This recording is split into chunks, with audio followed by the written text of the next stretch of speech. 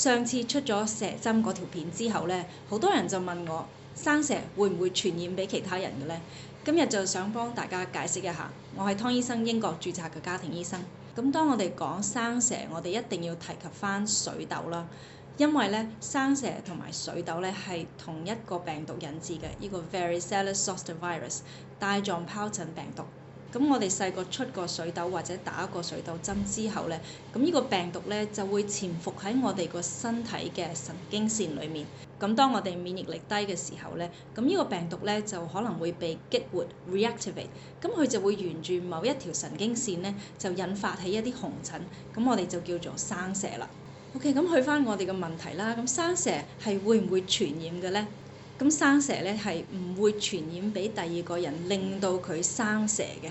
但係咧，如果你生蛇咧係有機會傳染俾第二個人，令到佢生水痘嘅。所以如果你生蛇嘅話咧，咁你需要做啲乜嘢去預防唔會傳染水痘俾人哋咧？首先就要避免一啲免疫力低嘅人啦，一啲老年人啊，一啲啱啱出世嘅 BB 啊，同埋亦都好重要咧，係避免係大咗肚嘅女士啦。咁最好亦都遮一遮嗰啲疹啦，因為係水泡裡面嗰啲液體咧係傳染俾人嘅。咁我哋通常都會建議你咧就唔好返工啊，直到咧嗰啲水泡咧係乾咗啦，同埋結晒焦啦，咁你就唔再係會傳染俾人啦。